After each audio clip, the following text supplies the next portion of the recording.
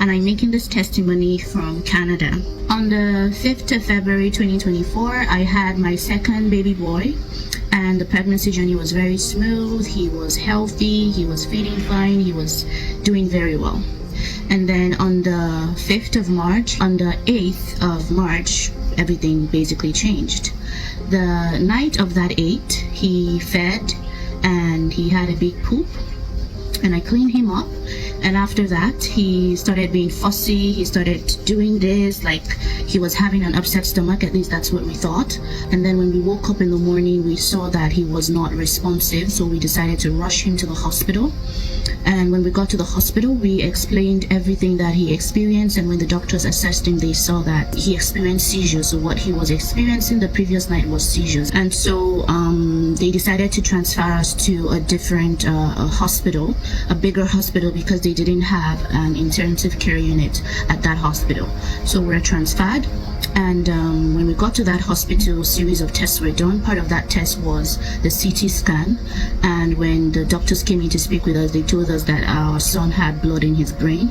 And we were quite surprised, quite confused, but they told us that we needed to sign some consent forms, and so they can get the surgery done. So we consented and everything was done. 1 week after the surgery, the doctors told us it's going to be a waiting game. We basically have to wait and see how he improves and how he does. And every day that I would go to the hospital, I would play NSPPD. I would keep saying the words, Divine Mercy, Emergency, I will not bury, I will not be buried. And we would have several meetings with the doctors, and every other day there were bad reports. There wasn't anything good that was said. In one of the meetings that we had with the doctors, they said they were going to try and take the tube out to see if he can breathe on his own, because prior to when the surgery was done, he was placed on a ventilator, and he's been breathing with that ventilator ever since. And so they said they were going to try to take the tube out. So on 3 occasions the tube was taken out, but he wasn't able to breathe on his own. We have been bombarded with several negative reports from the doctor. On this particular day, the doctor told me face to face, the son cannot feed. Saliva will still be coming out from your son's mouth. He cannot read.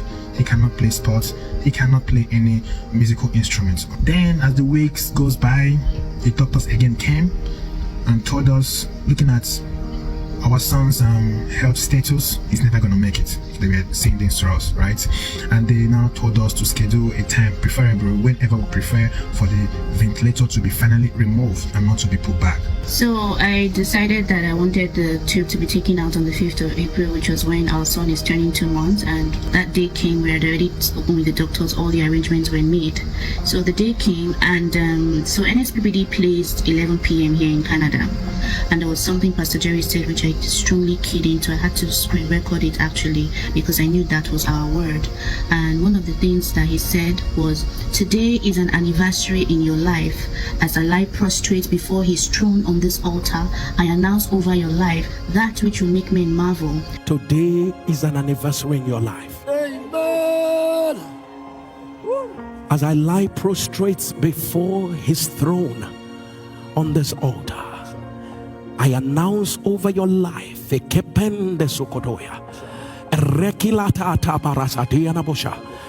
which will make men marvel, that which will make men say, can this ever happen? That which will make you shed tears of joy.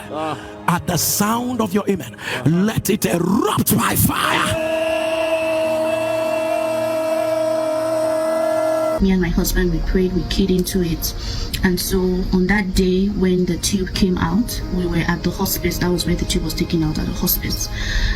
I was playing NSPPD, Oh Lord Show Me Mercy. I put the phone on my son's chest. I think that day I played over 6 or 7 Oh Lord Show Me Mercy. We were given a spot to sleep that night prior to the next morning. And so I slept with him throughout the night, and throughout the time the tube was taken out, he kept gasping for breath. You can literally see that life was coming out. His face was already pale. He was looking lifeless, practically lifeless. We were able to sleep through the night, and the next morning he was still breathing. Our son kept breathing. There was no ventilator there was nothing there. It was just him. He kept on breathing. And when they came in to check on him, in fact, they were so shocked, they were so surprised, and they even said, because the day the tube came out was on a Friday, the next day was on a Saturday. And so when they came in, they said, okay, let's wait till Monday to see if he continues breathing, then we'll go from there, because they couldn't even believe it. They were shocked. He was breathing perfectly. From Monday, Tuesday, Wednesday going down, he didn't experience any seizures. And then it was down to him feeding. They said he will not be able to feed. Okay, he's breathing now, the seizures aren't there anymore, but he won't be able to feed, he won't be able to suck. The people of God, our son is sucking, he is eating, he is feeding. They said he wouldn't breathe, they said he wouldn't feed, they said he won't swallow saliva, but he is feeding, he is swallowing saliva. We are here to thank God for what he has done for our family.